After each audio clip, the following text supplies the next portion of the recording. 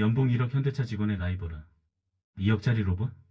공중제비 도는 로봇 아틀라스. 신기해 보이지만 경제학적으로는 해고. 예고장일 수 있습니다. 현대차가 2028년 미국 조지아 공장을 시작으로 본격적인 로봇 투입을 선언했습니다. 왜 로봇인가? 숙련공 2년치 연봉이며 뽑는 가성비의 실체. 왜 노조는 분노하는가? 소비 없는 생산이 불러올 자본주의의 역설. 우리는 무엇을 준비해야 하는가? 로봇세와 사회적 합의의 필요성. 15년 경력 수석 경제 분석가가 낱낱이 파헤친 로봇 경제학의 민낯. 지금 영상에서 확인하세요. 연봉 1억 원을 받는 베테랑 기술자가 20년을 갈고 닦아야 가능한 움직임입니다. 그런데 이 어려운 걸 단 0.1초의 망설임도 없이 해내는 존재가 나타났습니다.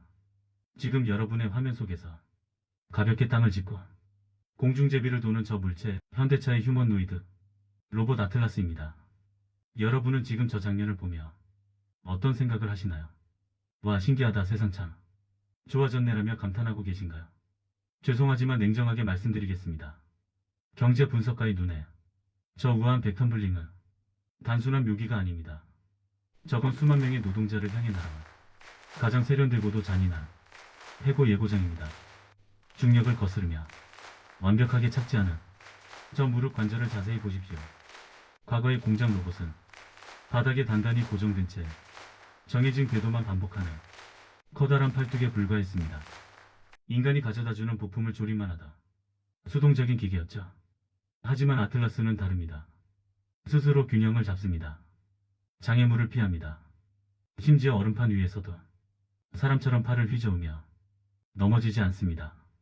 이건 로봇이 인간의 체력을 대신하는 시대를 넘어 인간만이 가졌던 섬세한 감각과 임기응변의 영역까지 침범했다는 뜻입니다. 경제학에서 노동의 가치는 희소성에서 나옵니다.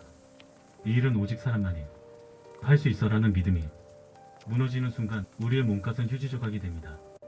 아틀라스의 저 유연한 움직임은 숙련공들이 수십 년간 쌓아온 노하우를 단 몇 줄의 알고리즘으로 복제해버렸습니다. 이제 로봇은 더 이상 공장의 부속품이 아닙니다. 인간의 신체 능력을 완벽하게 카피한 디지털 유기체로서 우리 곁에 서게 된 것입니다. 자산시장은 이미 잔인한 신호를 알아챘습니다. 현대차의 주가가 왜 치솟고 있을까요? 자동차가 많이 팔려서일까요? 아닙니다. 시장은 현대차를 자동차 제조사가 아닌 인건비 리스크가 제로에 수렴하는 AI 로봇 기업으로 재정의하고 있습니다. 주주들은 환호하며 축배를 들고 있지만 정작 그 가치를 만들어 온 현장의 땀방울들은 차가운 소외감을 느낍니다. 내 기술은 대체 불가능해라고 자부하던 확신이 저 강철 발등이 바닥에 닿는 후 소리와 함께 무너져 내리고 있습니다. 팩트는 날카롭고 현실은 냉정합니다. 여러분의 소중한 일자리와 자산을 지키기 위해 우리는 이 백텀블링 뒤에 숨겨진 숫자를 읽어야 합니다. 단순한 기술의 진보라고 치부하며 고개를 돌리기엔 저 로봇이 우리에게 가져올 경제적 쓰나미가 너무도 거대하기 때문입니다. 그런데 말입니다. 이 완벽한 로봇에게도 치명적인 약점이 하나 있습니다. 경영진들이 밤잠을 설치며 고민하는 포인트이자 노조가 마지막 보루로 삼고 있는 아주 기묘한 계산법이죠. 아틀라스가 공장에 투입되는 순간 현대차의 장부에는 우리가 상상조차 못했다 피해 계산서가 찍히게 됩니다. 과연 그 계산서 속에는 어떤 숫자들이 적혀 있길래 현대차 노조가 로봇 한 대도 절대 못 들어온다며 이토록 거세게 저항하는 걸까요? 2억 원이라는 숫자가 숨기고 있는 그 잔혹한 비밀을 지금 바로 공개합니다. 꿈인 줄 알았는데 눈을 떠보니 현실이었습니다. 현대차가 선포한 운명의 날은 바로 2028년입니다. 장소는 대한민국 울산이 아닌 미국 조지아주의 신공장 메타플랜트입니다. 여러분, 왜 하필 미국일까요? 그리고 왜 하필 2028년일까요? 경제 분석가의 시각으로 볼 때 이건 단순한 공장 가동 계획이 아닙니다. 노조의 간섭이 적고 보조금 혜택이 쏟아지는 미국 땅을 로봇 군단의 테스트베드로 삼아 인류 역사상 가장 거대한 노동대체 실험을 시작하겠다는 선전포고입니다. 조지아의 햇살 아래 세워지는 이 거대한 공장은 우리가 알던 자동차 공장과는 차원이 다릅니다. 현대차는 이곳에 아틀라스를 전격 투입하겠다고 공언했습니다. 처음에는 아주 조심스럽게 시작할 겁니다. 부품 상자를 옮기거나 쏟아진 물건을 분류하는 단순한 일부터 맡기겠죠. 사람들은 말할 겁니다. 에이, 저런 건 원래 기계가 하다. 거 아냐? 라고요. 하지만 방심하지 마십시오. 이건 로봇이 공장이라는 생태계에 적응하기 위한 일종의 인턴 과정일 뿐입니다. 진짜 소름 돋는 지점은 그 다음 단계에 숨겨져 있습니다. 현대차의 마스터 플랜에 따르면 로봇 사원들의 업무 범위는 2030년을 기점으로 폭발적으로 확장됩니다. 나사를 조이고 전선을 연결하고 복잡한 엔진 부품을 조립하는 고난도 공정까지 아틀라스가 꿰차게 됩니다. 15년차 숙련공이 눈을 감고도 해낸다는 그 정밀한 작업을 이제는 기름 냄새 대신 코드 향기를 풍기는 로봇들이 24시간 내내 한치의 오차도 없이 수행하게 된다는 뜻입니다. 이건 디지털 숙련공의 탄생이며 동시에 인간 노동자가 설 자리가 공장 구석으로 밀려난다는 비극적인 신호입니다. 기업은 자선단체가 아닙니다. 현대차가 조지하에 수조 원을 쏟아부으며 로봇에 집착하는 이유는 단 하나, 통제 가능한 생산성 때문입니다. 로봇은 임금 협상을 요구하며 파업하지 않습니다. 밤샘 작업을 해도 피로를 느끼지 않고 월급날이 되어도 통장에 돈을 꽂아줄 필요가 없습니다. 기업 경영자들에게 아틀라스는 단순한 기계가 아니라 경영의 불확실성을 완전히 제거해주는 완벽한 솔루션인 셈입니다. 여러분의 자산 가치를 결정하는 주식시장은 이 냉혹한 효율성에 환호합니다. 현대차가 인건비라는 족쇄를 풀고 무한 복제 가능한 노동력을 얻었다며 매수 버튼을 누르죠. 하지만 여러분, 여기서 우리는 멈춰서 질문해야 합니다. 공장에서 밀려난 노동자들의 소득이 사라질 때 과연 그들이 만들 차는 누가 사줄 것이며 우리 사회의 경제 선순환은 누가 책임질까요? 조지아에서 시작된 이 작은 날갯짓이 태평양을 건너 우리 안방까지 거대한 쓰나미로 몰려오는 건 시간 문제입니다. 그런데 말입니다. 이 로봇 사원들의 몸값을 계산해보면 더 기가 막힌 숫자가 나옵니다. 2억 원이라는 가격표 뒤에 숨겨진 인간 노동자로서는 도저히 이길 수 없는 잔인한 가성비의 비밀이 있습니다.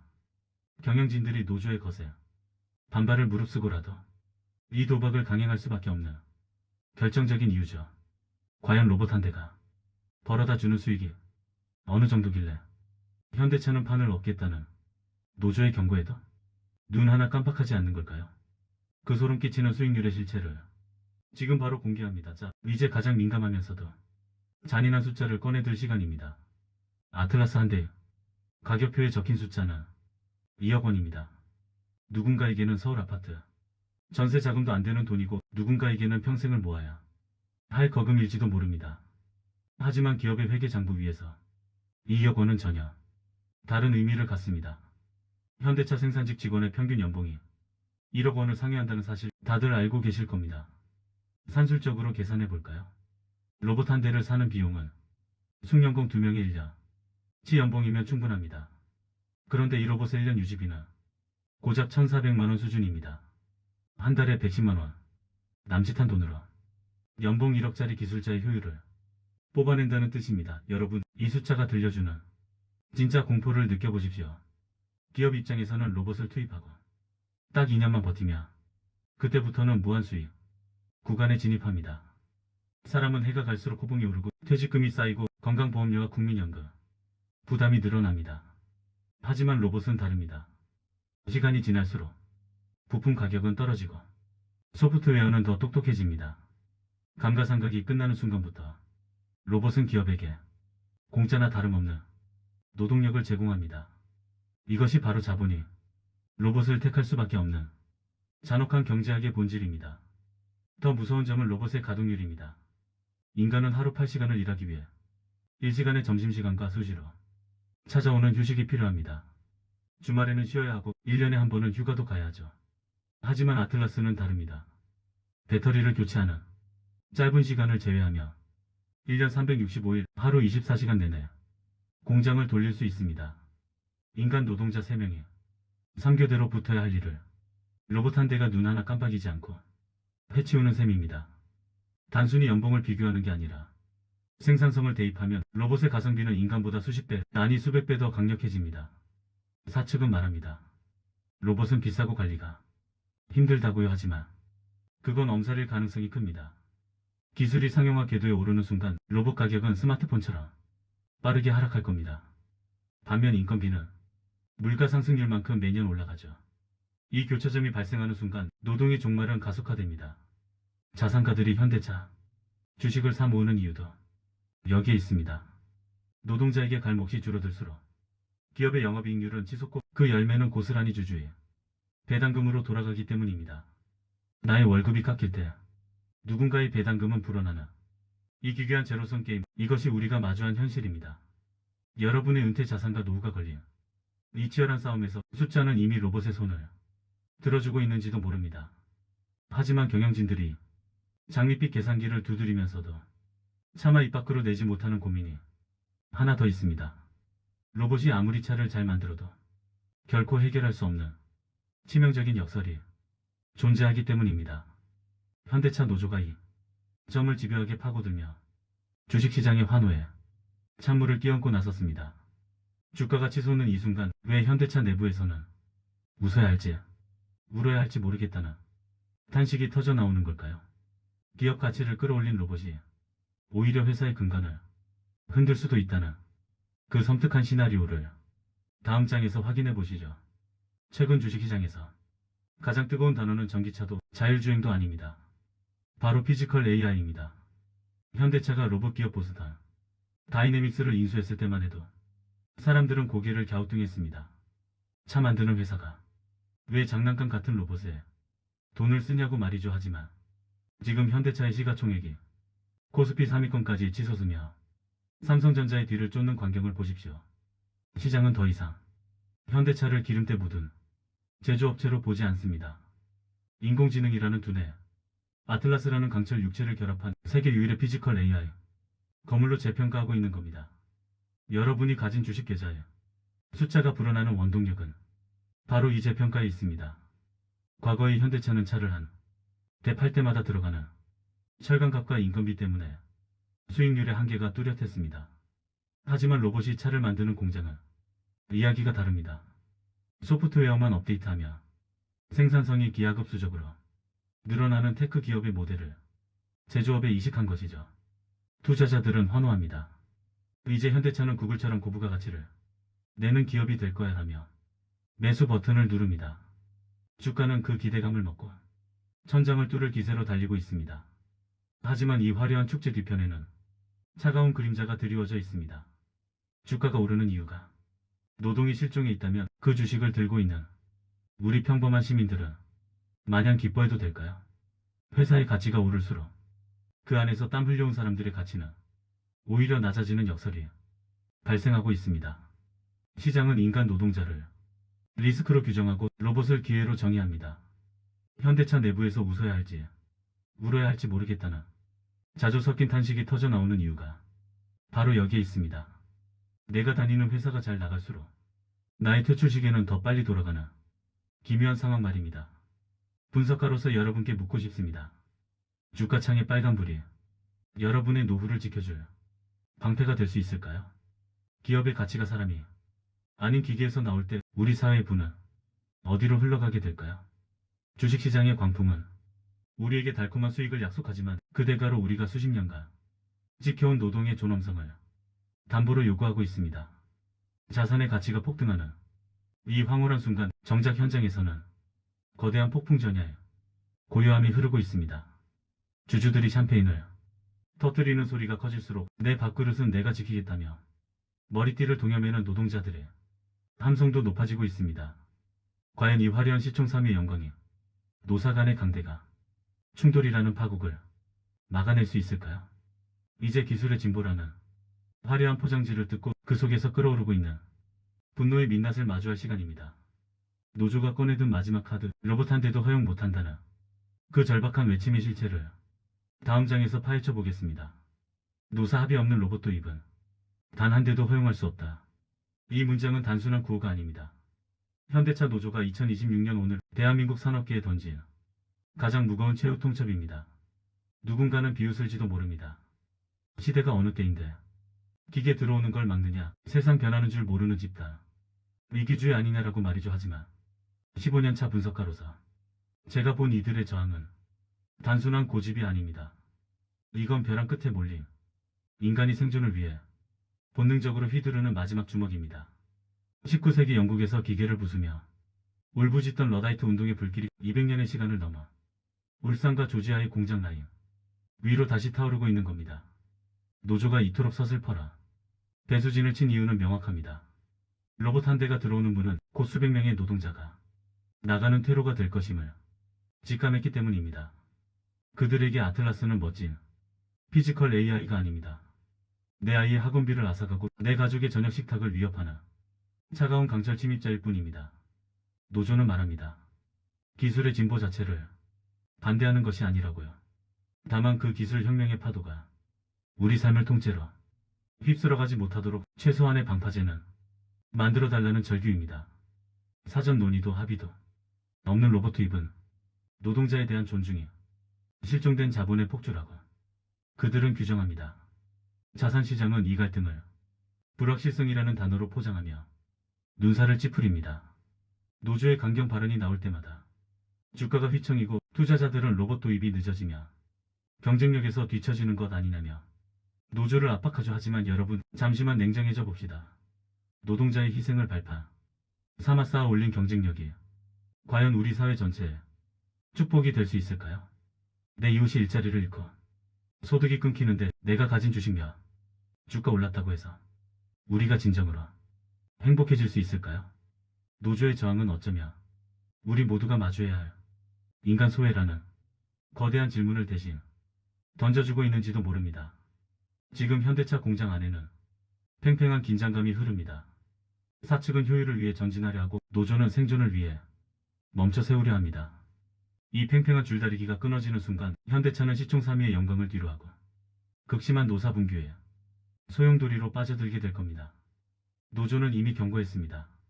노사관계의 파탄을 원한다며 그 끝을 보여주겠다라고요. 이건 엄포가 아닙니다. 자신의 존재 가치를 증명하기 위해 모든 것을 걸겠다는 선언입니다. 그런데 여기서 흥미로운 대목이 있습니다. 사측도 이것엔 반발을 예상 못했을 리 없습니다. 그럼에도 불구하고 현대차는 왜 노조의 영린을 건드리면서까지 로봇 도입을 강행하려는 걸까요? 그들이 내세우는 명분은 의외로 안전과 인도주의입니다. 사람을 해고하기 위해서가 아니라 오히려 사람을 살리기 위해 로봇이 필요하다는 논리죠.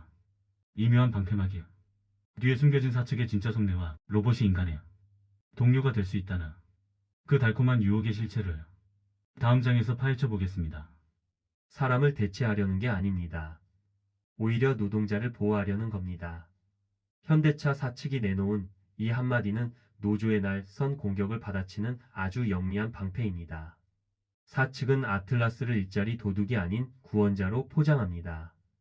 허리가 끊어질 듯한 중량물을 드는 유독가스가 가득한 도장 공정 찰나의 실수로 손가락이 잘려 나갈 수 있는 위험한 작업들. 이런 곳에 인간 대신 로봇을 투입하는 것이야말로 진정한 인권 경영 아니냐는 논리죠. 듣고 보면 참 따뜻하고 합리적인 말처럼 들립니다. 로봇이 굳은 일을 다 해준다면 인간은 더 쾌적하고 안전한 곳에서 관리자로서 대접받으며 일할 수 있을 것만 같습니다. 하지만 분석가로서 저는 이 안전이라는 단어 뒤에 숨은 서늘한 딜레마를 봅니다. 여러분, 기업이 수조 원을 들여 로봇을 개발하는 진짜 이유가 단지 직원의 허리 건강을 위해서일까요? 냉정하게 말해 안전은 로봇이 공장 문턱을 넘기 위해 반드시 통과해야 하는 검역 패스와 같습니다. 인간과 같은 공간에서 숨쉬며 일하려면 로봇은 일단 사람을 치지 않아야 하고 사람보다 안전해야 합니다. 그래서 최근엔 덜 아프게 부딪히는 기술까지 연구되고 있죠. 하지만 역설적이게도 로봇이 완벽하게 안전해지는 그 순간 로봇은 더 이상 인간의 보조자로 머물 필요가 없어집니다. 인간만큼 안전하고 인간보다 정확해진 로봇은 결국 인간을 밀어내고 그 자리를 온전히 차지하게 될 테니까요. 이것이 바로 협업이라는 단어의 함정입니다. 사측이 말하는 협업은 지금 당장 인간의 기술이 필요한 과도기적 단계일 뿐입니다. 로봇이 인간의 움직임을 배우고 현장의 돌발 상황에 대응하는 법을 다 익히고 나면 협업은 자연스럽게 독립으로 바뀝니다. 위험에서 대신한다던 로봇이 어느덧 더 잘해서 대신한다로 바뀌는 건 한 끗 차이입니다. 노조가 사측의 감성적인 호소에도 코웃음을 치며 경계의 끈을 놓지 않는 이유가 여기에 있습니다. 안전이라는 이름의 트로이 목마가 공장 안으로 들어오는 순간 그 배 속에서 어떤 군단이 쏟아져 나올지 그들은 이미 알고 있는 겁니다. 결국 이 싸움은 기술의 용도를 둘러싼 주도권 다툼입니다. 로봇을 인간의 도구로 쓸 것인가, 아니면 인간을 로봇으로 대체할 것인가. 사측이 제시하는 장밋빛 미래와 노조가 느끼는 잿빛 현실 사이의 간극은 좀처럼 좁혀지지 않습니다.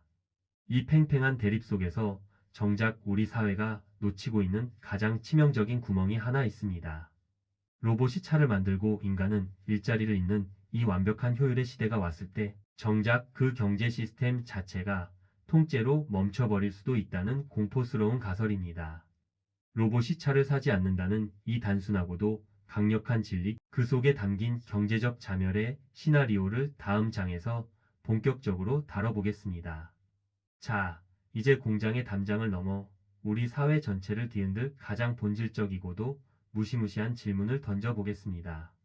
현대차가 아틀라스를 3만 대 동원해 하루에 수만 대의 차를 쏟아낸다고 가정해보죠. 불량률은 0%에 수렴하고 생산 비용은 획기적으로 낮아질 겁니다. 경영학 교과서에 나올 법한 완벽한 승리입니다. 하지만 여기서 아주 단순하고도 치명적인 오류가 하나 발생합니다. 여러분, 로봇이 퇴근길에 마트에 들러 장을 보나요? 로봇이 할부금을 내며 현대차의 신형 전기차를 구매하나요? 천만에요.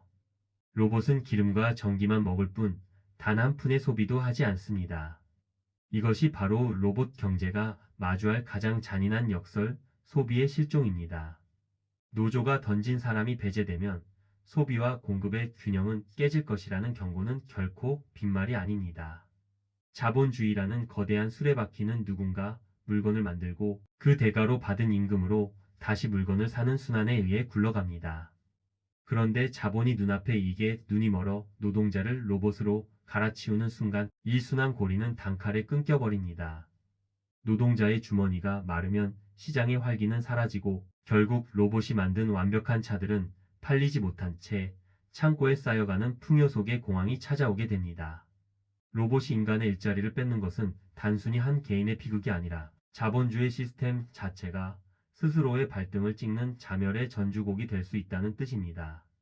경제 분석가로서 저는 이 지점에서 소름 돋는 미래를 봅니다. 소득이 사라진 대중은 지갑을 닫고 기업은 물건을 팔기 위해 가격을 더 낮추려 할 겁니다. 가격을 낮추려면 비용을 더 줄여야 하니 로봇을 더 많이 도입하겠죠. 꼬리에 꼬리를 무는 이 악순환 끝에 남는 것은 무엇일까요? 초고효율을 자랑하는 로봇 공장과 그 담장 밖에서 굶주리는 대중들입니다.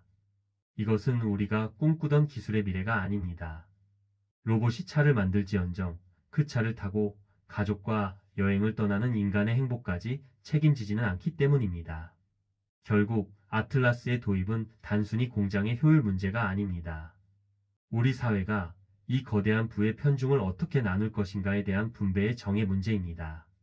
로봇이 번 돈을 로봇세라는 이름으로 걷어들여 실직한 노동자의 재교육과 기본소득으로 쓸 것인지 아니면 상위 1%의 자산가들이 그 열매를 독식하게 내버려 둘 것인지 결정해야 하는 순간이 온 겁니다. 이 거대한 파도 앞에서 우리는 더 이상 관망자로 남을 수 없습니다.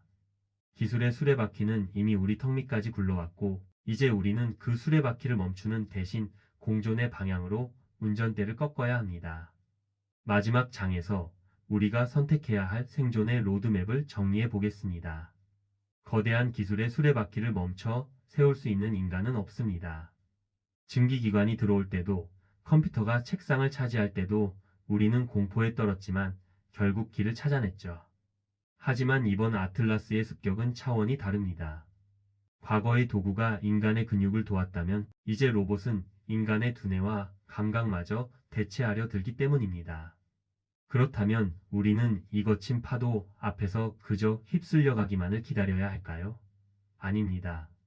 수레바퀴를 피할 수 없다면 이제는 그 수레바퀴 위에 올라타 어디로 굴러갈지 우리가 직접 조종간을 잡아야 할 때입니다. 그 조종간의 핵심은 바로 사회적 계약의 갱신입니다. 이제 로봇은 단순한 기계가 아니라 세금을 내지 않는 노동자로 간주해야 합니다. 로봇이 인간의 일자리를 대체하며 벌어들인 그 막대한 이익의 일부를 로봇세라는 이름으로 환수해야 한다는 목소리에 귀를 기울여야 합니다. 그 재원으로 실직한 노동자들에게 새로운 기술을 배울 시간을 벌어주고 로봇이 줄 수 없는 인간만의 가치, 즉 창의성과 공감, 그리고 복잡한 갈등을 조정하는 영역으로 인력을 재배치하는 거대한 설계가 필요합니다. 정부와 기업, 그리고 노조가 머리를 맞대고 로봇과 밥그릇을 나누는 법을 합의하지 못한다면 아틀라스가 짓는 무표정한 미소는 우리 사회의 파멸을 알리는 비웃음이 될 것입니다. 개인으로서의 우리도 준비가 필요합니다.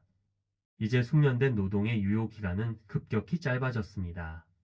나 이거 20년 했어라는 말은 더 이상 훈장이 아니라 로봇이 가장 먼저 복제할 타겟이라는 위험 신호일지도 모릅니다.